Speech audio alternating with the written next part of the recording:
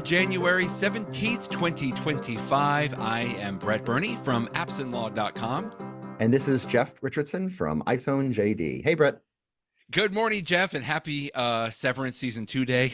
I know you've got plans for later this evening, but let's go through some of the things that you linked to today, starting with one of the first things. It was a pretty quick. We've got an update, not to iPhone iOS 18, not even to the iPad, not even the Apple Watch, but you linked to Apple tvOS 18.2.1 did some bug fixes and includes Snoopy now, if that is interesting to you. Yes. So Snoopy came out with 18.2, which came out, what, I don't know, a couple weeks ago, right before the end of the new year. And, whenever the operating system for the Apple TV hardware device is updated, they don't do major new things. I mean, it's not like the iPhone that you make it 1,000 new features. Right. You get just a few new features. And so as a result, sometimes the new features, you notice them more because there's really not that many of them. And so one of the big ones was changing the screensavers. I will tell you, I mean, the idea of a screensaver, on the one hand, is not that interesting, right? I mean, we've had computer screensavers forever. Right. I mean, gosh. And yet sometimes screensavers can be interesting. I mean, back in the days when I was using a Mac in the 1980s, okay, we're going way far back, there was a screensaver called After Dark that this was when they were black and white screens and stuff like that. And one of the things the screensaver would do that was famous for is have toasters go on your screen that have wings on them, flying toasters. What a surreal idea, a flying toaster. And yet it became iconic to have flying toasters on your, so, you can have, you can have fun with a screensaver. And one of the things I've loved about the Apple TV since the early days is that they've had really interesting screensavers, most notably these aerial screensavers, which are just such, nice. I mean, the modern aerial screensavers, they're such high quality. I mean, they're incredibly definition. If you've got like a 4K TV or even a 1080p, they look so good. They're so nicely done. They update them, throughout the year. They're interesting things, and you can choose. Do you just want to have, what there's I think 4 different categories of those aerial screensavers. There's really, really cool. I love those aerial screensavers. But there's other ones that have been around. You could have, like, I think there was a music one. You could have your own picture library if you want, which is fun. So, but they haven't changed it a lot over the years in terms of new features. So it was a big deal when Apple updated in the tvOS 18.2 to add this Snoopy screensaver. Now, people will recall that Apple has a relationship with the Charles Schultz, I don't know what it is, the foundation, whatever Peanuts, it is, Peanuts, exactly. And so that is why Peanuts is exclusively on Apple TV. And in fact, even that was in the news because when Apple first took over the rights, so many people remember watching, like, It's a Charlie Brown Christmas and the Great Pumpkin, Charlie Brown, all those famous Peanuts cartoons. And so at first, the idea that it was only available on Apple TV, and what if you didn't subscribe to the Apple TV Plus service, would you miss these childhood classics? And I think just about every year now, Apple has come out with some way that even without paying anything, you can watch it. For a while, they were putting it on PBS at the same time. And then I think it was last year, they said that there's like a day or a period of time where everybody can watch the Charlie Brown shows for free. So anyway, Apple has been done a lot with Snoopy's. But I love the idea that there are, even though Charles Schultz has passed away for a long time now, I love the idea that there are still animators working for that company that are continuing to develop Snoopy. And so that fast forwards to this screensaver. The screensaver, I have it enabled on my TV. Do you have it on your, by the way, Brett? Have you seen it yet? I don't know if I've even updated, although the Apple TV is good about updating itself, but I got to check and see if it's updated. Whenever you do the update, you have to go in and, like, unless you look for it, it's not going to happen automatically. You need to go into your settings. You need to find the part of the settings that talks about screensavers, and then you need to enable this Snoopy screensaver.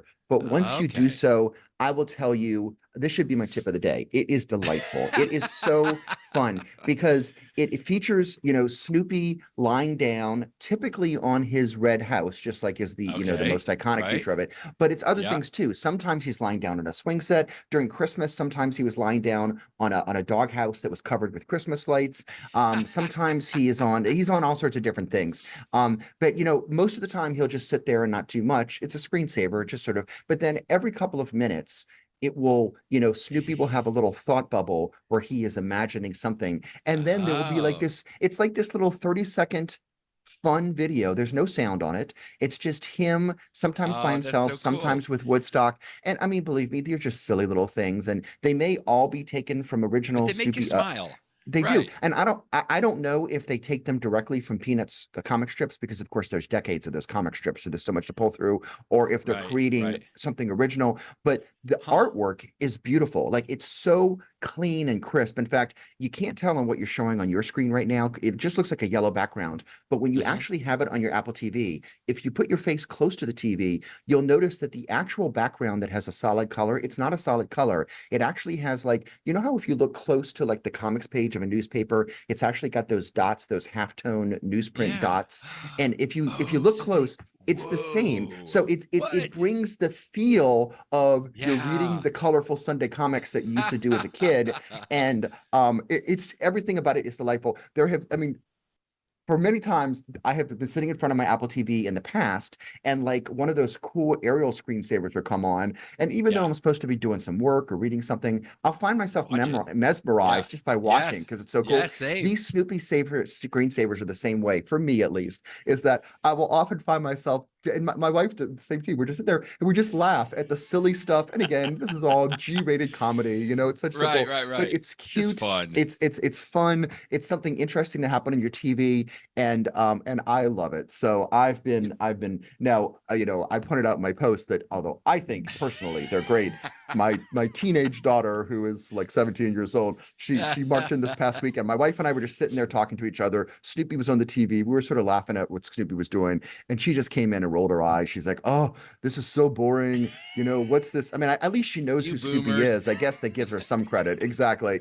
But Right. she's like, "Oh, y'all, bring back those aerial screensavers. I like them better." So Right. anyway, Right. your tastes are different from mine. Maybe you don't like them, but I think that they are I delightful. can't wait to see this because this immediately this would not surprise me if this is original from Apple, because you remember, Jeff, when Apple came out with these Snoopy screensavers for the Apple Watch, which has been out for what, two Exactly. years now, right? Oh, I should have mentioned And that. I Yeah. remember specifically because my wife, obviously, probably like yours, she loves her Apple Watch, but she doesn't really care what's on it until I showed her putting the Snoopy face on there, Jeff, and she has not ever changed it since. She loves it because it's similar to what you're talking about. If you remember on that Apple Watch face, Snoopy and Woodstock will all of a sudden hang on the second hand. Yeah, you've got it on right there. You're showing it. It'll do different things every time that you lift your wrist. And she just Yeah. continues after 2 years. Mhm. Yeah, there you go. He's on his red house there. And I remember we covered a story or two where I think Apple did do some of these things original, right? There was like a whole team that was working on Yeah. this. You're So right. There was I'm a good story thrilled on to that. see it. Yeah, I'm thrilled to see that they're bringing it to the Apple TV. And I know we spent a lot of time talking about this, but it's just so nice and quirky. And just like you said, to see something that I would not be surprised at all if this is original from Apple. Like, I don't think that they're taking anything. They could be repurposing some stuff, but they've got that close relationship like you're talking about that I Yeah. think that's just wonderful. That Well, I mean, there's no question that the animation itself is being created fresh for the screen. What I Okay, don't okay. know is if, like, the quote unquote scripts, the idea that, Yeah, I don't know okay. if that Yeah. comes from the cartoons. Right, But right, but right. back to your point, and I'm so glad you mentioned the Apple Watch thing. I love the Yeah. idea that when Apple first established this relationship with Snoopy, it could have been simple, right? They could have done nothing Sure. more Just than one purchase the picture. right to the old cartoons, Right. Peanuts cartoons, and maybe commission some new ones. And that way they just would have had shows in Apple TV Plus. That would have been the easy way to go. But they went But further. no. They said, Right. let's use this IP, let's put it on the Apple Watch, let's put it on a screensaver for the Apple TV. Who knows what they'll come up with in So the good. future? And I mean, So it, good. it makes sense because Snoopy is fun, and again, maybe it's a generational thing, but I love that Apple is doing some cool new things. They're basically taking the old comics from the decades ago and they're bringing it Oh, into so modern fun. life by putting it in our modern electronic equipment. I love it. I love it. So if you haven't found this screensaver yet on your Apple TV, Go find look. it, put it on Yeah. there, and see if you enjoy it as much as I do. Maybe tonight when you go watch Maybe Severance season tonight. 2, right? All right, so that's the fun update from 18.2. Let's talk about a questionable update from 18.2, and this one is actually on, well, I guess it's across iOS. This has to do with Apple Intelligence, and even more specifically, how they're using it to basically summarize news headlines. That's a kind of an overbroad explanation there, but I remember there's been several angles to some of the stories about how people are upset about it. People, were laughing about it. Some were serious, some not so serious. But man, now it's beginning to make some news. And I think, what did you point to today? That there's going to be some changes to this feature in 18.3 when that comes out. Yeah. So here's the issue. I mean, the bigger issue is that Apple Intelligence, I mean, we've been talking about it a lot because Apple is putting so much money and features behind it because, at least I say because the impression has been that Apple was sort of behind others in the industry. And so they've been very quickly ramping up their AI efforts, which is great. And I think it's right because there's no question that this AI stuff with generative AI is going to be transformative, and it's starting to be now.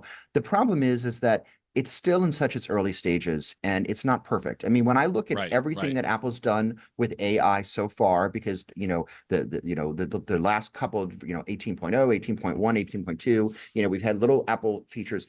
None of them has been a big deal for me. They can summarize email messages, whatever. You can you have didn't like directly that so much. Yeah, you can directly have ChatGPT part of questions that you ask Siri.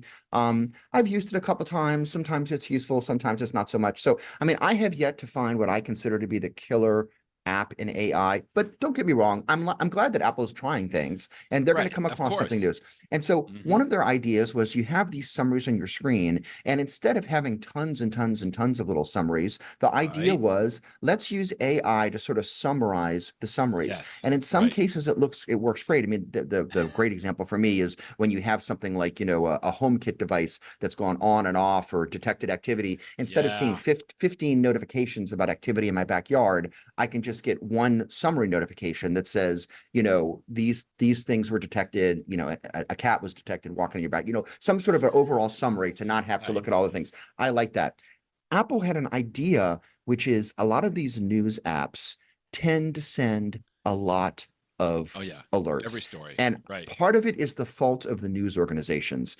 There are organizations like the BBC, the New York Times, others, NBC News, that they will send something that they consider to be a breaking news alert. And in my mind, it is not breaking news. I mean, this is just like, dog bites man. I mean, this is not all that. And so I appreciate the apps they're basically using it as sort of like an advertising, oh, look at our app because here's a news story. But I mean, some of this news is not life changing. So I understand Apple's idea that instead of having lots and lots of summaries and lots of news alerts, let's just summarize it. And so we'll just give you one snippet of here's what's going on. But the problem is that a headline, by definition, is pretty short, right? Like it's 8 already words, a summary, maybe. really. And so if you try to compress that even further, you're going to lose some meaning. And sometimes you not just lose meaning, you actually get it wrong. And so this BBC article that you're pointing out has an example. There was this thing that was in the news last year that there was a guy in New York who tried to kill the president of what pharmaceutical United company Health. was it? Yeah. Thank you. Our United Health company. And so the actual news story was something about him being arrested, but the summary that Apple created said that this person, Luigi Mangione, shot himself, which was wrong. He did not. The Apple Intelligence he did the shooting, but he did the shooting himself, right? So himself. I feel like, and so you can I almost can see understand where it got wrong, but that's you your can understand point. why it got wrong. But that is a big difference.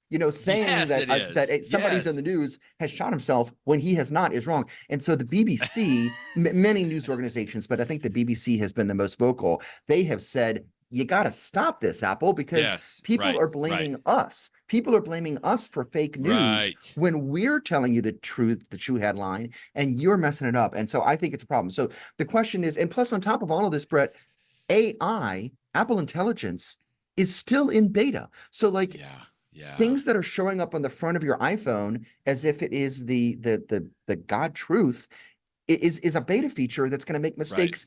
Even aside from the inherent by definition problems of summarizing what is already a summary. So there's just a lot here. So as a result, 18.3, which will be coming out soon, maybe this month, we don't know for sure when, is going to change this. And the beta versions are already out there and people are reporting on it. And so Jason Snell, and he's quoting something from Chance Miller of 9to5 Mac, they're saying that Apple is doing a couple different things to change these notifications. First of all, is it's putting things in italics, which means that the idea is that it will sort of jump out at you more that, okay, this is in italics, and so this is an AI thing as opposed to something else. You can also disable where there's some of these functions come out, so that you can turn it off. I think there's actually going to be a little warning that says maybe contain errors. Apple's doing a bunch to tweak this. Yeah. And Jason Snell, who's been covering this extensively on Six Colors and elsewhere, his take, if I can summarize his summary, because I agree with everything he said on it, is, number one, it's good that Apple is trying to do something. Right. Number two, however, this might just be inherently broken. I don't know if you can accurately summarize something as short as a news headline. AI does a pretty good job of taking a big thing of text and summarizing it into a sentence or two. If you've ever tried that with either Apple devices or anything else, if you give it something big, it can summarize it. That's more or less, not that it's going to be 100% error free, but it does a pretty good job with that. But when you're trying to summarize something as short as a headline, I don't know that that's going to ever work. So, so we'll see. I like this story from Jason. Now, he even says at the bottom, he goes, in short, this seems like a good bit of damage control, but there's much more work to be done here. So I don't know. I mean, as I mentioned at the beginning, like I've seen all kinds of different angles. Some people, we talked about it when text messages, right? Where it's summarized a text message, which again, inherently a text message typically is very short most of the time. And if you're going to try to summarize a very short text message, sometimes it doesn't come across very well. And I guess I can see from a logical standpoint, because another example they had in here was when the New York Times was talking about the International Criminal Court issuing an arrest warrant for Netanyahu. And so, that's not the same as him getting arrested, but the summary in Apple Intelligence was Netanyahu arrested. I mean, but just not at all that would happen. Right. Exactly, I can see logically, I guess, from like a programmatic mindset of like where, you can maybe get that. That could be a summary, and, a computer and, some kind of an artificial intelligence can come to that conclusion, but it's not the same when you have a human intelligence read it on there. So anyway, I mean, I would like to think that Apple knew some of this was going to be coming forward, but we've seen it time and time again that Apple is much extensive, testing and experimentation that they do. Once it gets out into the real world, specifically, that's when things, can go off the rails a little bit. And Apple usually is very good about, coming back and, like Jason says, damage control. The fact that they're going to say, they're going to make it clear that it's in beta, like you said, it's going to have a little notification summary that say may contain errors, which, by the way, if you go to ChatGPT and you typically, at least in the free version, I think in any version, there are those warnings there, right? That's our proverbial, fine print that says may contain errors, it's not, don't rely on this, etc. And there's many stories even in our profession about lawyers using citations that were gleaned from ChatGPT that were just hallucinations. So anyway, I think this is as good as it's going to get right now, but hopefully it'll continue to improve as well. Maybe we can also get some summaries of the weather. We could do it with the Apple weather, but what are your favorite? We haven't talked about carrot weather in a long time. I don't subscribe to it, but I know that you do, Jeff. So I was glad to see that there's some updates here for the CarPlay app, and now it's even available in live activities, which is great. Yeah. So the live activities part was added a little while ago in a simple form, but not the version that's today. So what they had before is, well, let me even back up even further. One of the nice things that Carrot Weather can do with live activity, and live activity, of course, is the thing that can show up at the very top of a new iPhone where you've got that bar at the top, or on your lock screen, either show. But it's a way for an app to sort of like be running in the background and be giving you information. And so right now, or at least before the update this week, if you ran the Carrot Weather app, just to check the weather or something, it would stay running for a period of time. I don't know how long it is, if it's minutes or an hour or whatever it is, but for some period of time, it could stay running so that, for example, if it was raining outside, it could give you an alert like the one that you're showing on the screen for people watching in the video, that it will give you a sense of, it's going to start raining and it's going to rain even more. And it's a way for you very quickly to see, oh, okay, I can see that we're about to get a lot of rain and it's going to last for this long and then it's going to be over. So if I'm going to go outside to go grab some lunch, maybe I'll wait 20 minutes for the rain to finish. So it's a nice way to sort sort of give you an indicator. But that live activity would only appear for that short period of time. What they're now doing is they have a new feature that whenever it is about to rain, if you want to turn this on, and I did, okay. it will automatically start running the live activity so that when you glance, for example, at your lock screen, you'll instantly say, oh, wait a minute, I see it's about to start raining. So maybe I'll want to, do something else first before I go outside, or, make whatever decisions you want to make based upon it.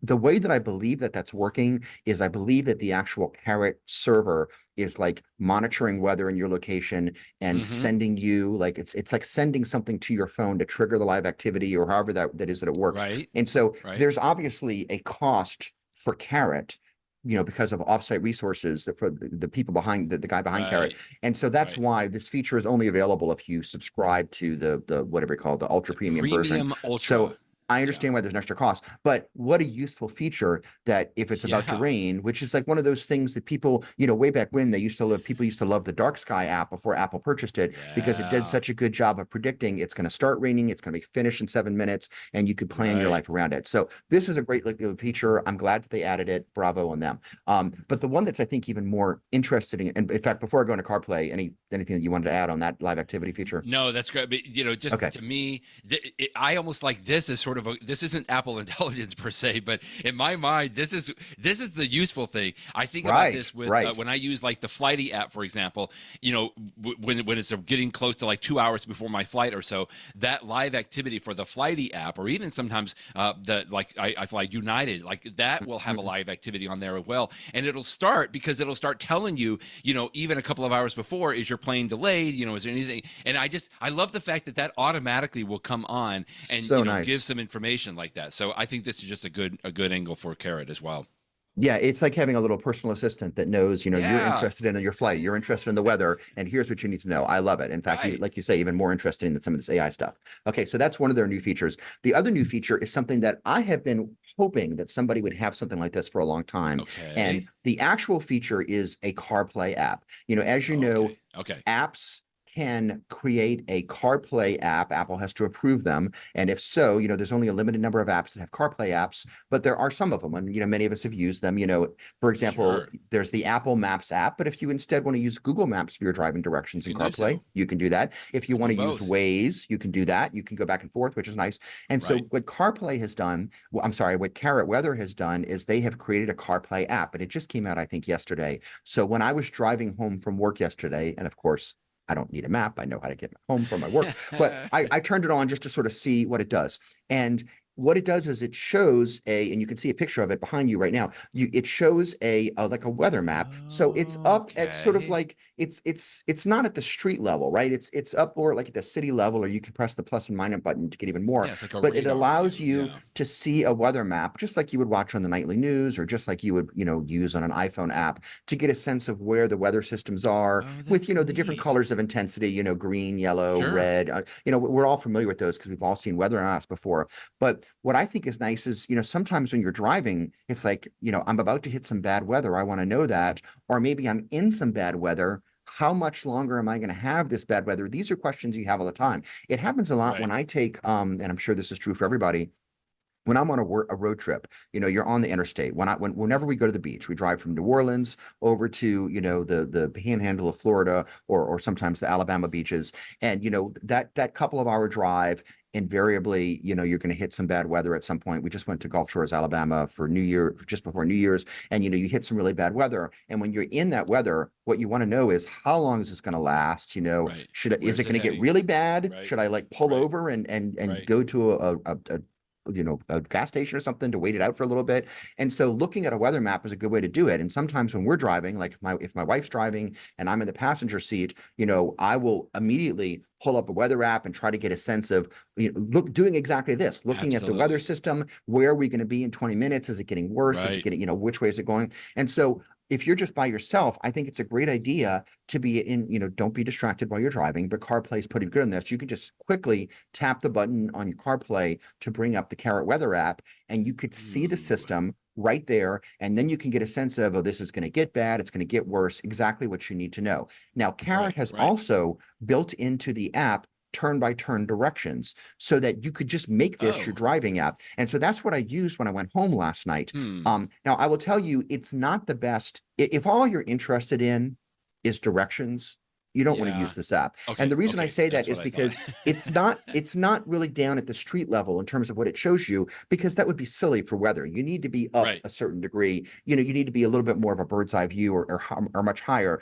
And so from a map standpoint, it doesn't really make sense for turn by turn. Now, the actual turn by turn directions that it showed on screen, and if you turn on the speaker, it will actually speak to you. I mean, those were perfectly fine. I mean, those were accurate. I mean, it told me take a left turn here. I mean, it uses your GPS. It knows where you are. So it gives you those directions, and you could use it that way. But what I suspect would be more useful going forward is, let's say I'm taking that cross-country trip. I've either used Apple Maps or Waze or Google Maps, whichever one is your normal favorite, stick with that. But put right on the home screen of your CarPlay, where you have 8 apps that you're on your first screen, and then you can have I would put Carrot Weather on that app on that screen, so that it would be very simple for me to touch while I'm driving. So maybe I'm using Google Map or using Apple Maps, either one of them. But then if I want to quickly look at the weather, I can switch. I can see the weather. I can make my decision and then go back. So I suspect that is how I will want to use this. But again, the idea of this, I think, is a good one. I'm almost surprised that companies like Apple or especially Google, because they tend to come up with new features from a mapping standpoint before almost anyone. I'm almost surprised that they haven't put something like this in their app with weather. I've reviewed in the past, there was an app that I reviewed a while ago on iPhone JD called a Weather on the Way, that it was a weather app that's actually made for traveling. Like you say, I'm starting here, I'm going there, and it will tell you, okay, well, at 11 o'clock, you're going to be going through Nashville, and I can tell you the weather's going to be horrible at 11 o'clock in Nashville. It was a good idea, but that's more for planning your trip purposes, right? Deciding maybe I want to adjust the time that I leave to avoid really bad weather in this city or something like that. The idea of an app that is giving you real-time information as you're driving on the weather, I think, is a good idea. Look at you. You found it real quick there. This, in fact, maybe Weather on the Way should have a CarPlay app. Maybe that would make sense too. So long way of saying, I love that Carrot Weather did this update. I just started using it last night, so I don't have a lot of experience with it. It just came out yesterday, but I think that this is a great idea that could be really useful. Anytime we can talk about Carrot Weather app, I'm happy. Like I said, I did subscribe at one time, but then I just stopped. I didn't feel like I needed it that much, but now I'm kind of missing it, especially with the fact that they're, it's just such a unique app in what it does, and I just like supporting, some of those independent developers. So that's really good. Yeah, we should just mention quickly, if you want to get all those features, the ultra premium or whatever it's called, it's like $30 a year. You can also pay monthly if you want. I pay $50 a year, which gets you all of those features. Plus, you can share it with up to 5 family members. Oh, that's family. My son actually pays attention to it because he does a lot of astrophotography and stuff, and so he's paying attention to weather, and there's great things in there. But these are just the 2 newest reasons to subscribe to Carrot Weather. There are all sorts of other pros and advantages you get. So if you care about the weather, it's a good app. But okay, enough said about Carrot Weather. Great app. That's a good tagline for them. If you care about the weather, go ahead and subscribe to us. Brett, I should say one last thing about it. Yeah, please. Carrot Weather. I talk about Carrot Weather as a serious weather app because it really is. But the thing that first made it famous is that it's snarky, right? Snarky. If you turn it on, it will say things that are borderline or across the border, insulting to you, just to be funny. And the CarPlay app will do the same thing. If you have a map track and then you go off track, it will complain that it has to reroute the map for you. It will call you a meatbag. I mean, it's silly little things. So if you want to be insulted by an insult comic, as you're driving, the Carrot Weather app offers that too. Okay, enough said. You can move on. If I recall, there's a slider, right? You can say how much snarkiness you want, right? You can in the app. If you want it to be a little kinder, if you want it to go all out, that's some good stuff. I like it. Okay. Something we haven't talked about in a while is the physical Apple stores, even though, we mention it every once in a while, but I like that you linked to a story today about a new store that Apple is opening in China. But what's a little newsworthy of this apparently is that they are combining the Genius Bar with an Apple pickup station. I don't really know what that's going to look like necessarily. I kind of already thought some stores already had done that. I liked when they used to have like a separate Genius Bar, and people would go there, and it was usually always packed anyway. But then pickup, I could usually go. Sometimes I go into a store and it's like different tables, like at the Apple Watch table over there, that kind of a thing. But this looks like it could be an interesting, different take. I like the fact that Apple is still maybe experimenting a little bit with the stores. Some of them are a little bit different. So, the bigger Apple stores, or the flagship stores, for example, they will typically have these dedicated Genius Bars, which is a long bar. It's like a bar that you would have a drink at, a long bar with chairs, and you can get support for your product, stuff like that. At smaller Apple stores, they don't have space for a Genius Bar, so they will instead often dedicate one of those wooden tables to help people and stuff like that. But what even smaller stores, like we have a smaller store here in the New Orleans area called the Apple Store Lakeside in Metairie, Louisiana, and at the very back of the store, there's a small table that only has enough space for like 2 Apple employees. And it's basically the pickup table. Like if you ordered something online and you want to pick it up, you could just go straight there. Or for other very simple things, like, if you bought something and you want to check out, you could do it there. Of course, you could also do it on an app on your phone. But like for those simple transactions, it's a central place to go. Because one of the things that some people don't like about the Apple Store is the chaos that they've got their employees floating throughout there. They sort of find you, there's no clear cash register.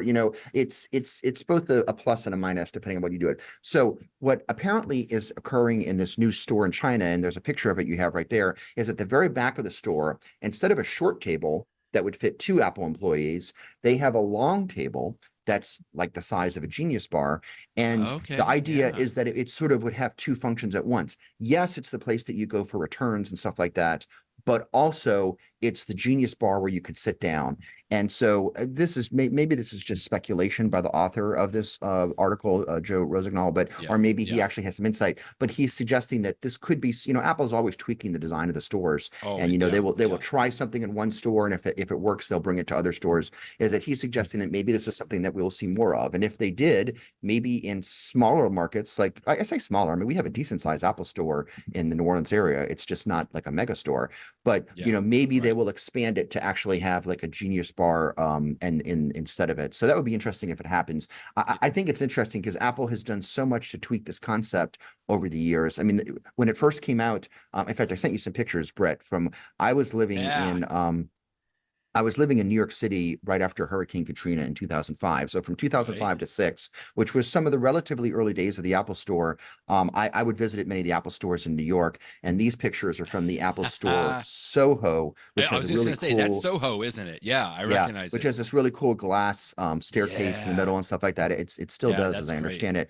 But one of the things that I remember, and here's a picture of me because I purchased my iPod. But one of the things goes back in time. This is all pre-iPhone. This is when it was the iPod was a big deal, and people were watching shows like Lost on the iPod. But one of the things I remember about this flagship store is, first of all, they had a dedicated Genius Bar, and one of the pictures I sent you shows that. But the other thing that they had was a dedicated. So there was their Genius Bar, and the Genius Bars of today are not really that different from this one back in. This is 20 years ago, 2005. So that concept in these stores has been around for a while. But the other picture I sent you was they had a dedicated iPod bar, look at that. Because at the time the iPod was such the hot topic, and so many people would have questions about their iPod or whatever doing, that they had like a separate just for the iPod. And so I just thought it's funny that this idea of Apple coming up with innovative and different ways to have this bar, as it were. Here we are 20 years later, and they're still tweaking the concept with what they're doing in China. So that's why I just thought these pictures were sort of interesting. That's so fun. I do remember that. I've only been in that Soho store, well, maybe twice over. But I remember at least the time that I was there, when you walk up these steps, I feel like there was a big theater that was behind that. It's at the very top of those steps. That's exactly right. Yeah, and it was like beautiful, like curved and everything. Okay, so I don't know if they may have changed that, because to your point, they are they often tweak the design, even of the individual stores. I mean, even Sure. sometimes when I go to my local Apple store, I haven't been there for 6, 7, 8 months or whatever, and I walk in and I'm like, Hmm. whoa, wait a minute, that used to be over there, or the accessories used to be over there. Most stores are doing this, but I guess we're just a little more fascinated with how they're handling some of this, Yeah. on the Apple side. The only beef When I I have with first, this picture, yeah, I was just going to say the only beef I have with this picture from the China store is that there's only like 4 people yeah, at the bar. no, Have you ever walked into an Apple store where there's only 4 people at the bar? I mean, isn't it? Apple, I think they always do a good job of navigating the crowds, but there's always a lot of people around there. I tell you, I mean, in New Orleans, we used to have a smaller Apple store, and then about a year or so, two ago, they basically doubled the size of the store by taking a different location in the mall. And when the store was small, it was so busy, and when the store was twice as Right. big, it's still just as. I mean, it's like Still it. so busy. And you go to different parts of the country, you go to different Apple Right. stores. Oh yeah. They're always busy, and you could Always. go in the Yeah. morning, at Yeah. midday, afternoon, weekend. It's like it's something about those Apple stores are always so crazy busy. I was just when you're talking about the different designs. When I started living in New York in the fall of 2005, that Right. store in Soho was like the big Apple store. But it was It while I was was, living right. there. It was in early 2006 that they came out with the Fifth Avenue store, which is probably the most iconic one now, right? Oh Because yeah. it's got the The glass cube. cube and stuff. And that was just Yes. such a new design to have a completely underground store. And of course, they've come up with so many very interesting flagship stores around the country since then. So The Apple other thing stores is are fascinating. Jeff, you and I need to take a field trip to this store in China, because did you see at the very bottom of this story, they are releasing special edition AirPods 4. Look at that, with a little snake engraving, because it is the year of the snake. I love that. I mean, I know you Yeah. can get AirPods engraved. I typically don't, just simply because of either like resale value and stuff like that. But I Mhm. just love that little thing. Yep, field trip. Yeah. In the news, field trip going to China. I like that. Two things I'll say about that. First of all, Yeah, is that please. I do sometimes get the engraving, but what I don't like about it is it's not technically engraving, right? It's just printing on the top of it. And like, That's I don't true. know if you can That's see true. in the camera, but I'm holding up right Oh now. yeah, a little bit. I wrote iPhone JD on my AirPods Pro, and like Ah. it's all but faded out. I mean, I suppose Oh, if you had mine in one hand and my wife's in another hand, because I have at least a little something and she has nothing at all, you could tell that one's mine, one's her, which is the nice thing about having the right. engraving, but it does wear out over time. The second thing I'll say is you're pointing out that in China they have this special year of the snake icon. Uh-huh. There's something about Apple in China that like Yeah. Apple comes out with unique versions. Sometimes it's for the year of the whatever. Sometimes it's for like they have a thing called what Friends Day in China or something like that. Or I may Something have the like name they wrong, they have but always they often acknowledged come that. out Yeah. these special, like it'll be like a little insignia on something, or it'll be a special color. Like China is the one place in the world that Apple actually does this routinely. Here in America, they don't come out with specialty designs for Thanksgiving or or Christmas or things like that. But and I guess I'm sure Apple knows what it's doing. They must know that when they take the time to do something special for the Chinese People are market, going to collect people them. buy it. Yeah. And so I Yeah, guess yeah. that's why they keep doing it. But so when I see articles like this one that you're linking to, I just think it's funny because they always come up with those special things in China. We regularly talk about Tim Cook, at least in his leadership role at Apple. But if you wanted to get a few more personal details, this was fascinating to me. A podcast that I don't listen to very much called Table Manners. This is from Juli Clover at MacRumors, was linking to this. She kind of summarized it all as a human summarization of the headline, which is great. But Uh-huh. I just love that. Tim Cook, apparently he was, if you go and look at the website, he was between a visit with like the Prime Minister of Great Britain, and then he was going to go have afternoon tea with the King of England or the Queen at some point. So in between that, he stopped by the Table Manners podcast apparently and talked about this. So many fun little things, including I had no idea the Apple spaceship, the Ring, I think it is built on former apple orchards, if I'm not mistaken, right out in California. And so there's still apple trees that grow inside the Ring, I'm assuming, or on the ground somewhere. And apparently Tim was sharing that Apple collects the apples and makes their own spiced apple jam. And so he brought a jar for the host of the podcast. I love this. I can't wait to listen to the whole thing. I had heard that before. That whole area of California used to be a bunch of orchards, stuff like that. And then when Silicon Valley became big in the 70s and the 80s and stuff, a lot of the agriculture was completely torn down. The place where the Apple spaceship campus Right. is Apple Park. It's not called the Spaceship Campus. That's what I call it. Right, Apple Park. Sorry, I know. It used to be just The like ring. this complete concrete, boring. I think it was HP that was there. And so when Apple purchased that, Apple tore down all those concrete buildings and they I mean, of course, and then they built the circular, Spaceship Yeah. Campus. But then in the middle, they replanted, not just regular trees, but also apple trees and stuff like that to sort of try to return to the idea of, what the land was originally. It was one of those sort of, lofty Yeah. things that Steve Jobs and Johnny Ive would talk about way back in the day. But I mean, it is very pretty. I'm just going to jump in real quick because I remember specifically one of the last things that Steve Jobs did before he passed away. If you remember, he went in front of with the Cupertino Town Council. Or I know what you're talking about. Remember that, Jeff? Yeah. And he was explaining this, and that's why I remember that detail, just because he was explaining the vision that he had, and he was so frail at the time and so skinny. You could tell that things were not going well at the time. But I remember even just then, he still had that passion of what they wanted to do, what Apple wanted to do with that area. When the campus Apple Park first opened, I remember that they even made available for interviews the guy at Apple, I don't know if it's the same guy, who was in charge of the trees and the agriculture and everything like that. I mean, this is somebody that's, I'm sure Apple hired like one of the best people in the world when it comes to growing trees and stuff like that. And I've heard in the past that one of the things they do with those apple trees, which of course at the Apple campus is so funny, is they take the apples and they do make this jam. And I've So seen beautiful. that it's something special that Apple has, and so it's funny that he I want to brought buy it to on the that podcast. I know. do they sell it in the store? I Like, I don't want to think go you get do. some apple spice jam from Apple. You gotta know somebody who knows somebody who You gotta knows know Tim Cook apparently. basically to get that. So that was just one. That was just one tidbit in this podcast, know. which I haven't listened to yet. I plan to do so, but I did read the summary same. of it. And things like he doesn't really cook. He gets most of his meals at Cafe Max, which is the cafeteria, very nice cafeteria on the Apple campus. That he loves white wine, especially Chardonnay. He loves chocolate. He eats lots and lots of chocolate apparently.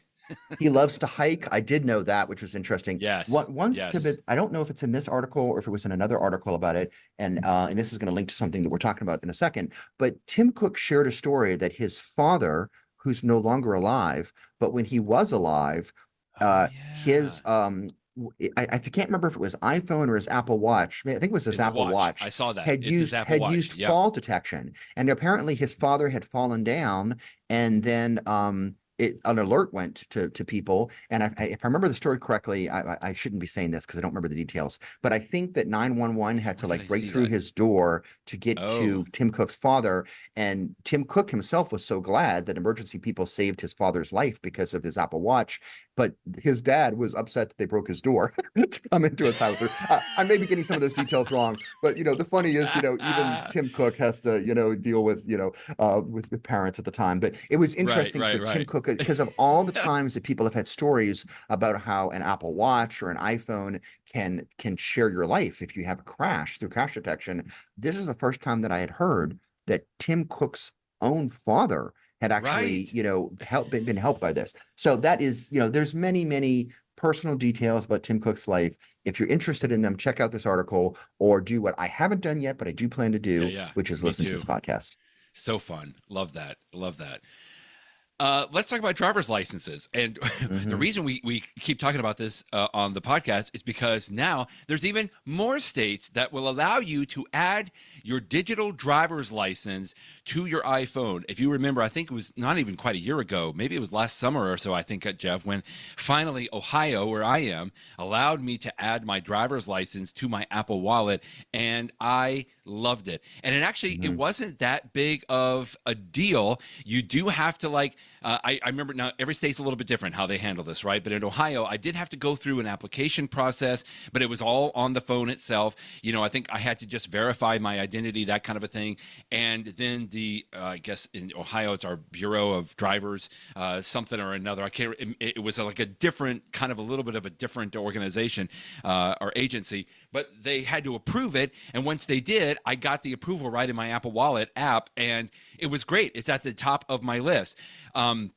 in your story today, you're talking about several others that are being added. I will just tell you quickly, the one thing that I have been disappointed in is that even though I have it in my wallet app now, I have tried at least at two different airports now when they have asked me for my identification to be like, oh, I don't need to get it out of my pocket. I've got it right here in my phone, and they just kind of blankly stare at me like, I don't know what you're, I don't know what you're thinking, dude, but you're not, I need to see your actual license, and I know that was probably going to be some of the growing pains on this, but I'm thrilled to see that more and more states are adding this capability, which is great. Yeah, the Apple Wallet app is such an unsung hero on the iPhone because it's so nice to So have a good. central Yeah. location for these things. It's nice to have your license in there if you're in a state that allows it.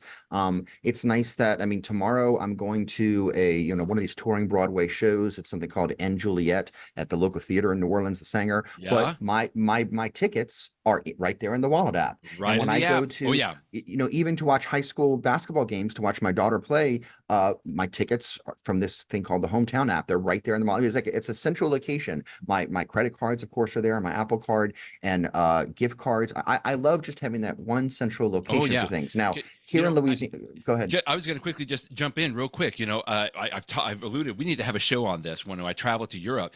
But everything was in the Apple Wallet app, Jeff, to your point. When we got on the Underground in London, guess what? We had it. We used the Apple Wallet app because you can do what they call Transit Express. And then when we got to Paris, we used the Paris Metro. Guess what? You can add a transit pass right in the Apple Wallet. They did this right before the Olympics last year.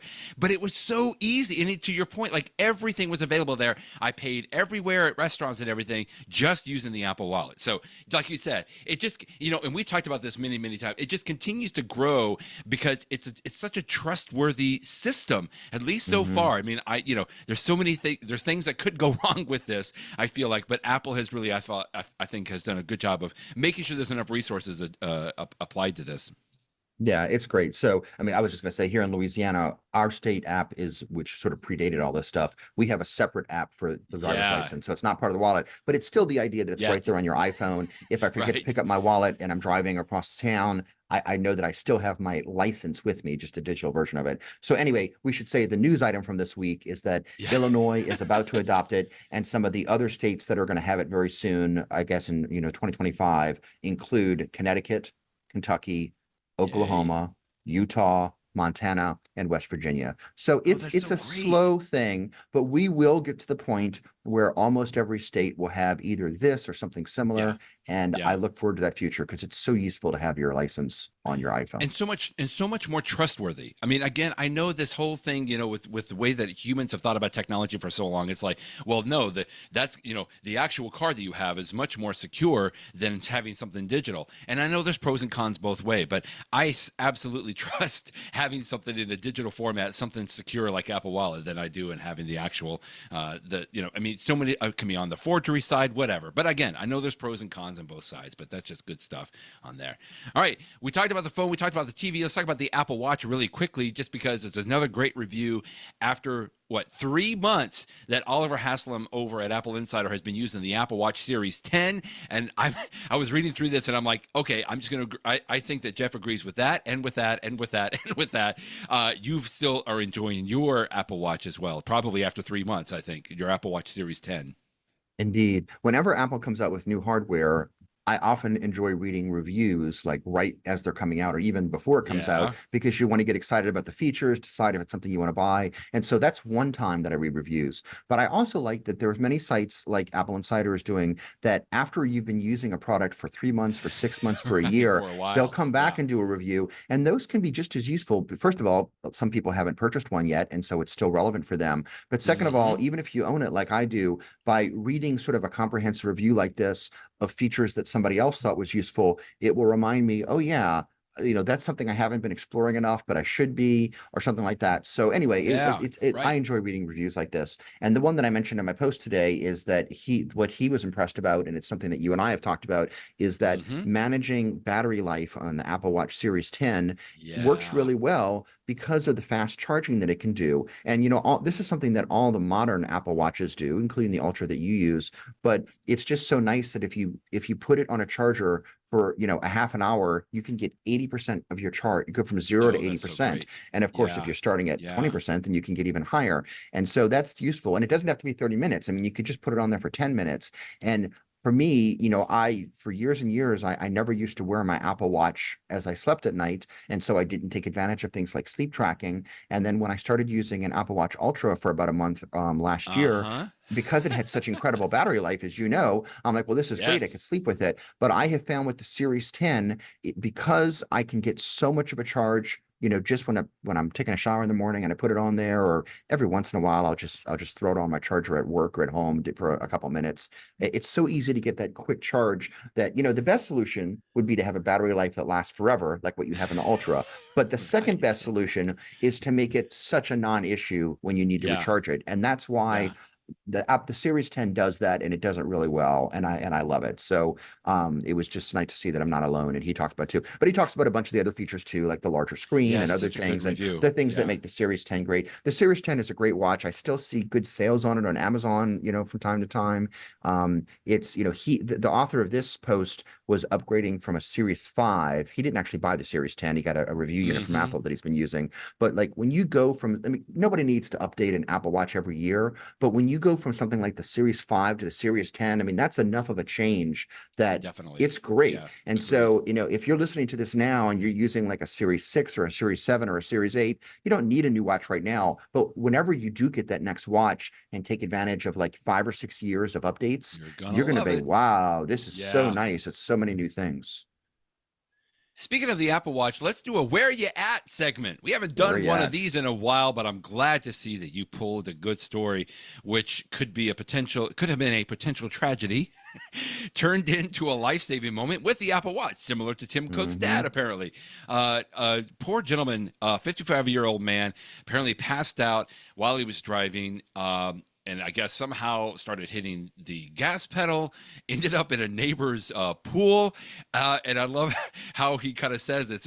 It's not funny, but he says he woke up hearing a tiny little voice that he thought it was a voice from the other side. Thankfully and happily, it was only the little voice on his Apple Watch, which was it the emergency services? Oh, yeah. Emergency services was telling him from his Apple Watch, since the Apple Watch called emergency services, and they were telling him help is on the way. And it was just once he understood what was going on and he kind of got his bearings again. This picture alone, because not only was there a picture of the car upside down in the pool, there was footage from like the neighbor's doorbell camera showing right before the accident. So like he was able to watch exactly what happened, and he just credits the Apple Watch here with saving his life. Yeah. Apparently this was a freak thing that happened to the man, that he sort of passed out. This guy's 55 years old. I'm 55 years old. So you're like, oh, wow. Like, I guess this could happen to me too. But as he describes the story, he is, you suddenly pass out. And the next thing you know, you wake up and you're literally underwater. Now we know it was a swimming pool, but he doesn't know where he is. I know is that there's water coming into my car, and I'm like, you're starting to panic. And then he hears, like you say, the voice that he thought might be St. Peter at the pearly gate, but instead was 911, telling him, be calm. We have somebody on the way. Here's what you need to do. And what he says is that if somebody had not talked me through that, I might have died, just from freaking out and the water coming in. And, we hear so many stories like this, and you always think that, thank goodness it's not me, but it could be me. And again, I hope that this never happens to you. It never happens to me, never happens to anyone listening to this podcast, but it could happen to anyone. And if it does, isn't it great that you have your Apple Watch or your iPhone can also offer crash detection too? It's nice that you have something out there that will, you talked about having like a little assistant that's next to you that tells you what the weather is or what the other things. What you really want is this little helpful assistant that can call 911 when you yourself can't do so. That is life-saving stuff. So it's a great story. And I didn't click through to the next story here, but I just like this little paragraph here, because not only did it call 911, but to your point that you were just saying, the gentleman says emergency service had contacted him through the watch, and then coached me through everything. He goes, there was no way I would have gotten out of there. I could barely hear anything outside. He goes, I knew there was commotion because I'm assuming his windows were up and everything, right? But I could barely understand what anybody was saying. So I didn't know if that was a person and so the person would just said, stay calm, and they coached him through what was happening. And I mean, that's so powerful, Jeff. I mean, we would think of it as coming through a phone, but the fact you could have the Apple Watch do that as well is just just really if you do click through, because I did last night, if you click through to the story and then you watch, it was like a news report on local news, as these things often are. But they actually, one of the people that they interviewed for the news story was somebody who actually lived at the house, and he said that as soon as he saw what was going on, he picked up the phone and called 911. Makes sense. And when he did so, 911 said, "Oh, we are already on top. Like, we already know about this. Oh my goodness, we've already got people on the way." And when you're in a situation where seconds or minutes can be the difference between life and death, I mean, I'm glad that this guy called 911 to make sure. But they said, "Oh no, we already know about it. We're already there. We're already talking to this guy." And so it just goes to show you how it's fast. It's calling it immediately. Just a great story.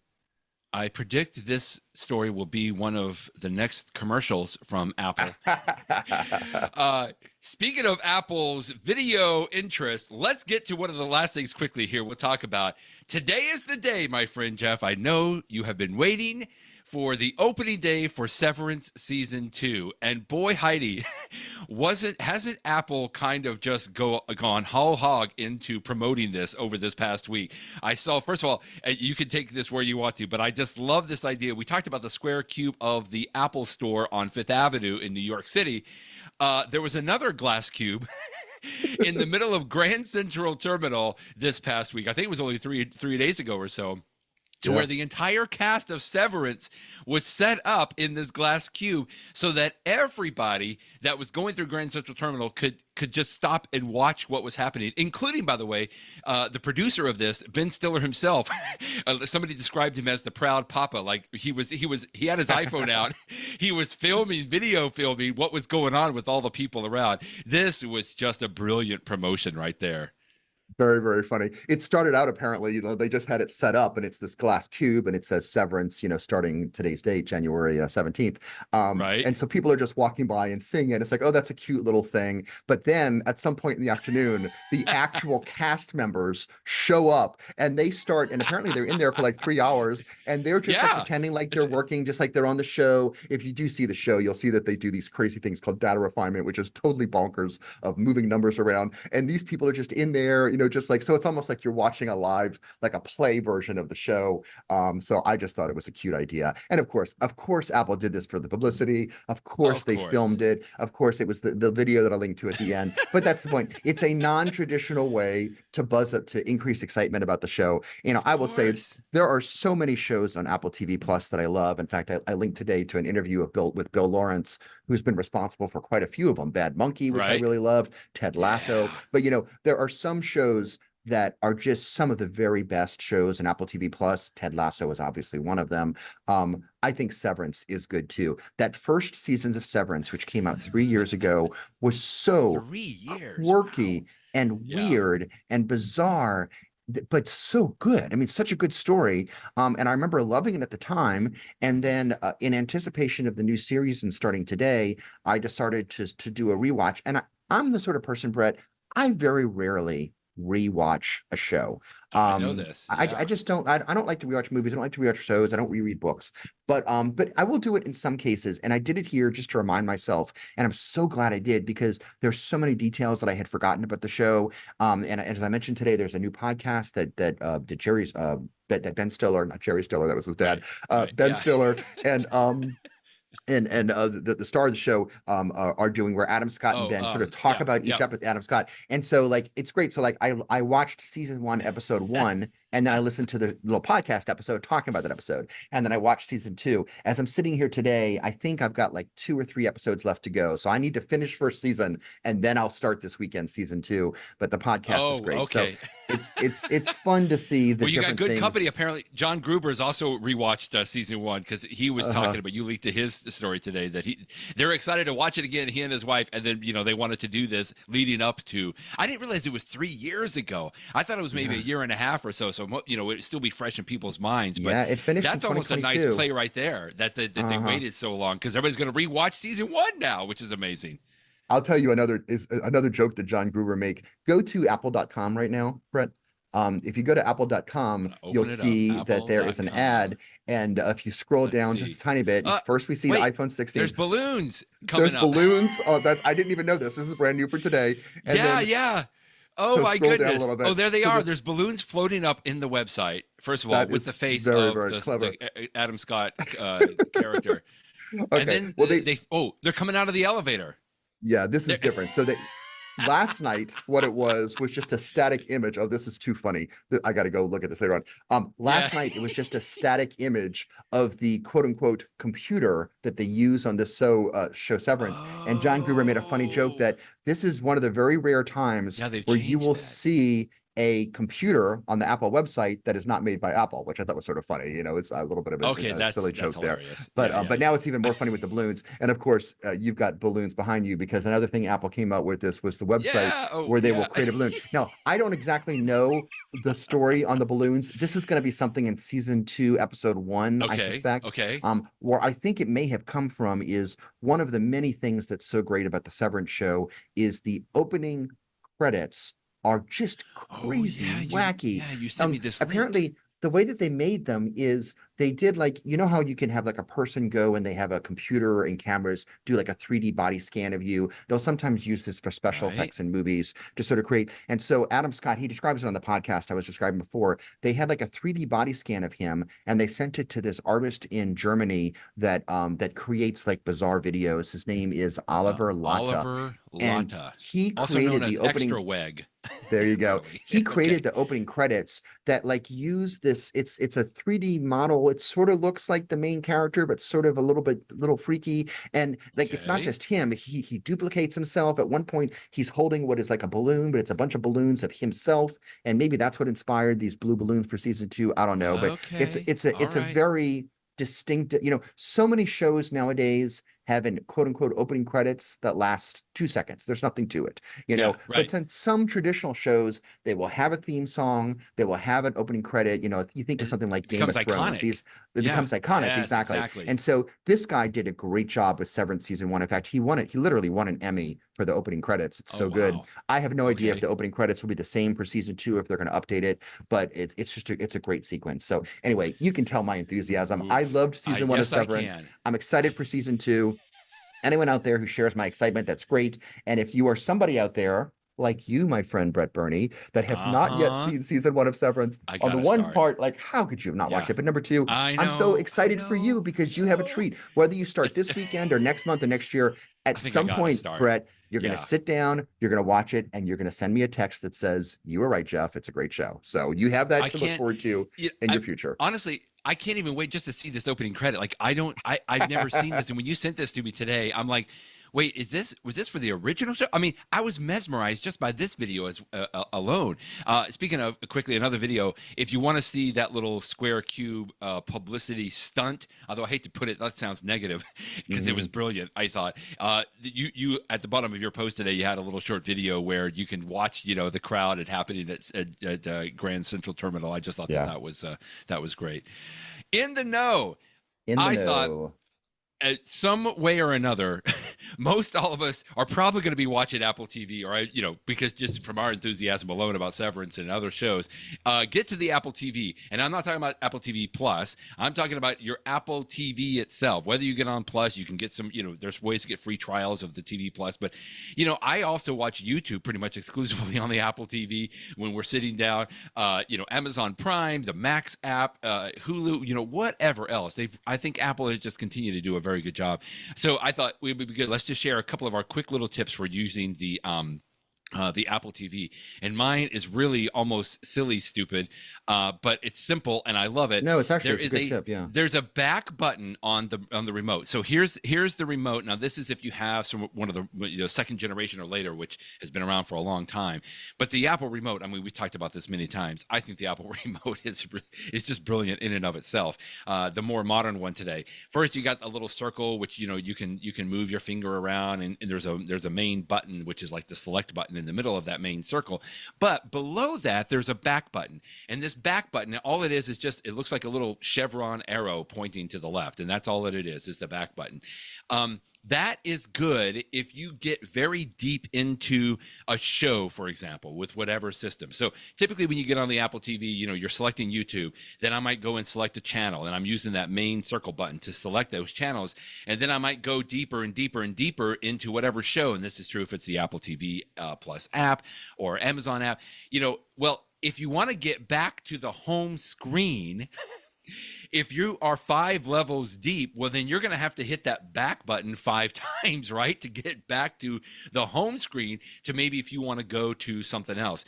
But a little known fact, a little tip is, if you're way deep into something and you want to quickly jump back to the home screen, you can just click and hold the back button, press and hold the back button, and that will, within, you have to do it for like a second and a half or maybe 2 seconds at most, right? It's just a quick little pause, but that will jump you all the way back to the home screen from whatever level that you're in. I constantly use that because we may be sitting there watching a YouTube video and it reminds me of us a show or something like that, and I'm like, oh, wait, I want to go see if that's available on Amazon Prime or Netflix or something else, and I'll go and dig into that. But I love to be able to quickly jump back and forth in that. Silly little tip, but it's something that is obvious, I think, a lot of times. And if I'm sitting somewhere with somebody that's using Apple TV, I'm like, oh my goodness, how many clicks are you gonna have to do to get back to the home screen? Just click and hold the back button and it'll jump you all the way back. And by the way, that tip, you might want to try it on some of the other buttons as well, because there's not as many buttons on the Apple TV remote, which I think is great. But in some cases, some of those others, I think that TV control button, also, if you click and hold it, it'll get to like the settings app or something like that. So anyway, I use that back button tip all the time. Instead of just click, click, click, click, click and hold the back button, and that'll jump you all the way back to the home screen on the Apple TV. Great tip. I use it all the time. In fact, that leads into what my tip was going to be, which was talking about using AirPods with the Apple TV before you even get there. So that back button that you just described, right next to it is it has like a little picture of a TV on it. It's called the TV button. control Right button. There you go. Right and there. So that button, if you press that button, it will bring in the Apple TV app on the Apple TV device. Apple's name is so confusing. But if you hold that, much like you just described holding the back button, if you hold that TV button, it will bring up the control center on sort of the right side of your interface. And there's lots of things you can do in Control Center. If you've got like HomeKit video cameras in your house, you can see like little previews of what's going on in the backyard or the front yard. So it's nice. But one of the things I like is that Control Center is a quick and easy way to change the audio. And so although usually when I'm watching my TV, I've got, surround sound 5.1 speakers in my house, and you of course want the best quality sound, and I use those. But sometimes I'm watching TV, but I don't want to disturb other people that are nearby.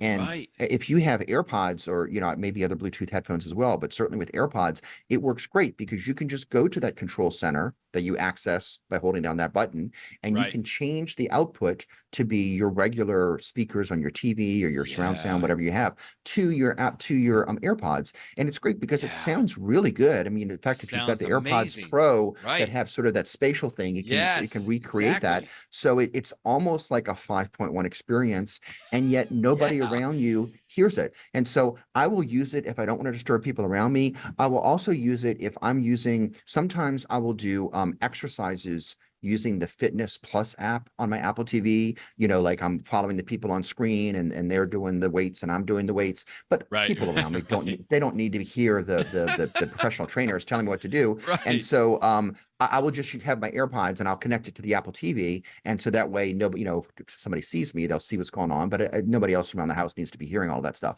And so that's just a nice feature that, of course, it's great to listen to your regular speakers, but it is so useful to be able to use your AirPods with the Apple TV. So remember that you have that function. Don't forget how to get there and turn it on. It's a really great feature. I have almost gotten to the point where that's my preferred way to watch Apple TV because I like being in front of, I do this all the time on my iPad or even my iPhone, right, as I have at the AirPods Pro, but I love being in front of a huge television screen, right, with the Apple TV, and then it connects to my AirPods, and it whatever magic wireless stuff that they have done, there's no hesitation. Like I would think, I'm further away from the Apple TV, so maybe there would be some kind of a Bluetooth hesitation, but never experienced that. And just like you said, the experience to me is so much more engulfing because I don't have like, humongous 5.1 stereo speakers in my living room, but just because I've been in yours and yours is very nice. We have it, but I even if I'm just sitting there, like even at night, like I really, it engulfs me so much more into because even if I had the speakers, just having it in and do noise cancellation, boy, that's the to me, that's like the best way to watch it. Other than the fact when the dog walks in the room and, scares the pants off of me because I'm in the middle of a movie, but it's really a great way. I'm so glad you put that tip in there. That's good stuff as well. Okay. Well, Jeff, enjoy watching, both season 1 and season 2. Hopefully you'll get started with Severance this weekend. And my promise to you is I'm going to try. I want to start watching Severance now. I'm so excited about watching it. I got to start with season 1, but yeah, I'll report back. And so maybe we can compare notes by next week this time. So we'll talk with you next week, Jeff. Thanks, Brett. Bye-bye, everybody.